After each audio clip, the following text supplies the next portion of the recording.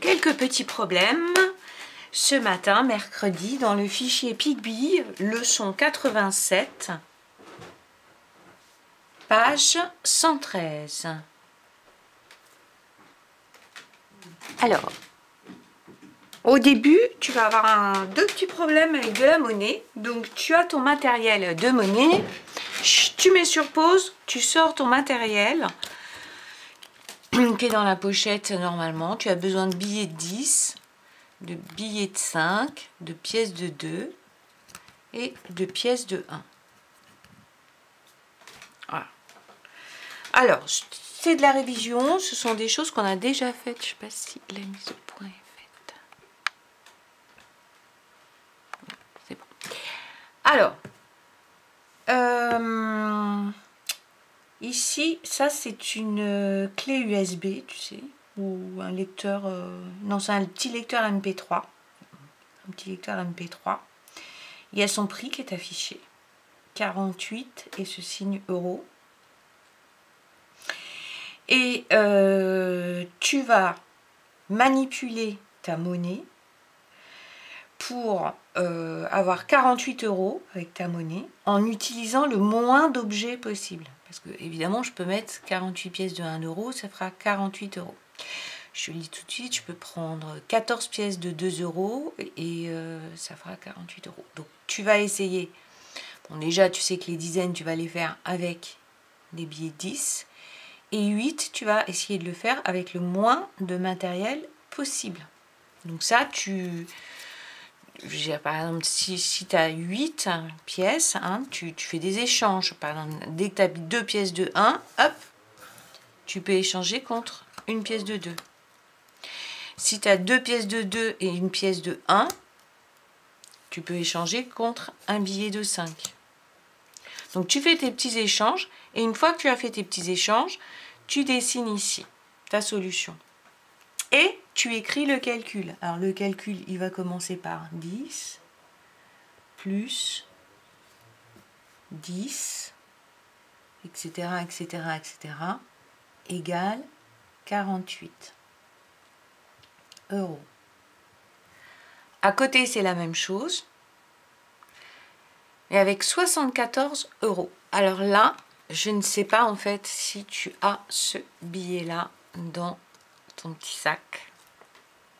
Je ne sais pas si je l'ai distribué déjà.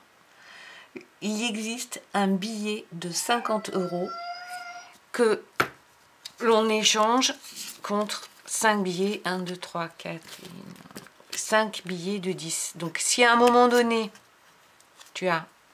Pourquoi ils ne sont pas pareils? Si à un moment donné, tu as 5 billets de 10, tu les échanges contre un billet de 50 et ça te fera de la monnaie en moins. Alors là, franchement, je ne sais plus si tu as le matériel. Ben bon, tu le vois ici, hein, c'est facile. Au lieu de mettre 5 billets de 10 euros, tu mets un billet de 50. Tu écris ta solution. Alors évidemment, 74 euros, c'est plus que 50 euros. Donc évidemment qu'il va y avoir un billet de 50 euros en premier à dessiner.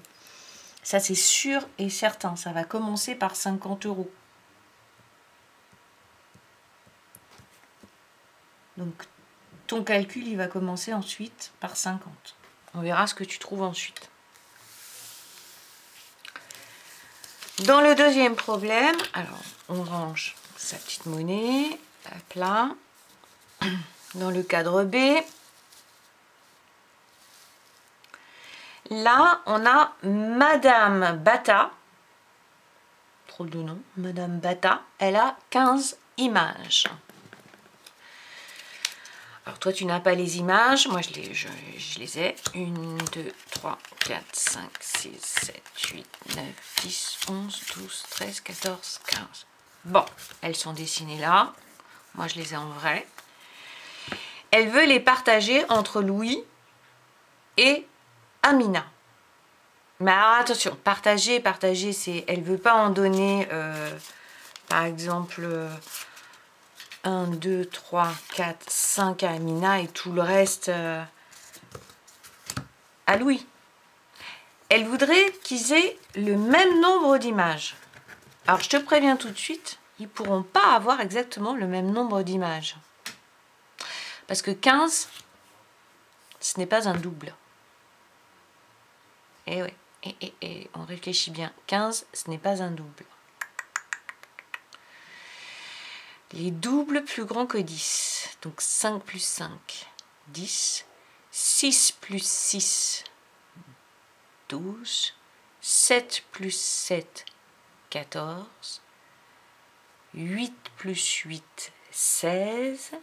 9 plus 9, 18.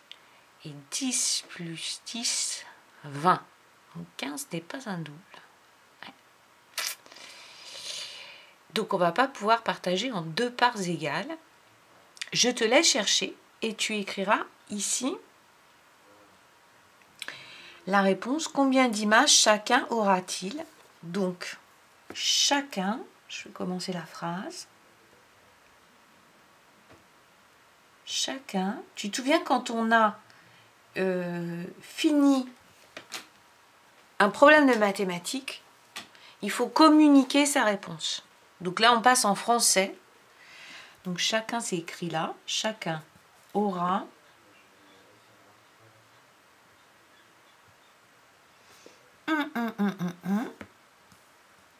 image, c'est écrit là.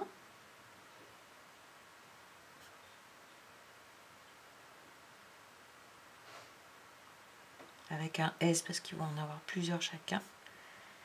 Point. On est bien d'accord, ils doivent avoir le même nombre d'images et le plus d'images possible. À toi de te débrouiller. Ici, le cadre, voilà, on le voit bien, le cadre C. Juste avant les vacances, tu as déjà fait des petites énigmes comme ça. Alors, il y a des boîtes qui contiennent des jetons. Les jetons, tu ne les vois pas, mais tu sais combien il y en a dans chaque boîte parce que c'est écrit dessus. Tu dois assembler, ajouter des boîtes pour obtenir un nombre de jetons. Alors là, elle veut 11 jetons. Donc tu trouves plusieurs solutions pour faire 11 jetons. Moi, il y en a une que je vois tout de suite. C'est 11. Je vais faire 10 et 1. Ah oui, mais il n'y a pas 10. Oui, mais 8 et 2, ça fait 10. 8 plus 2, ça fait 10. Plus 1 égale 11. Voilà, donc là, tu as encore deux possibles. Peut-être tu en as plus d'ailleurs, mais enfin, tu cherches des possibilités ici. Tu te casses un peu la tête. Ici, même exercice, mais cette fois-ci, on veut obtenir 13 jetons en associant des boîtes. Tu te débrouilles, tu cogites. Et alors là, c'est nouveau dans le cadre D. On te demande de colorier 69 cases. Tu vois que 69, c'est un nombre important. Ils le prennent aussi dans PicBee.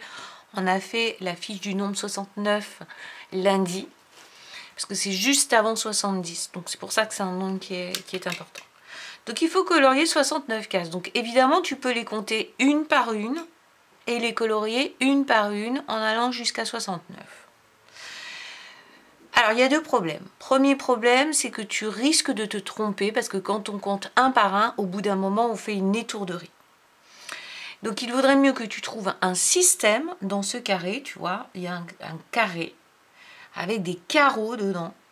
Que tu comptes combien il y en a, par exemple sur une ligne ou sur une colonne, que tu penses aux dizaines. Et moi, ce que je te demande, c'est que quand je vois ton coloriage, je dois voir 69. J'ai pas besoin de compter 69 carreaux éparpillés, etc.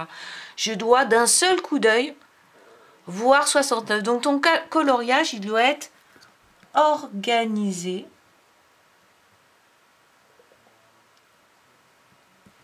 Hein, d'accord? Il doit être organisé pour que d'un coup d'œil, je vois, il y a 69 cases coloriées.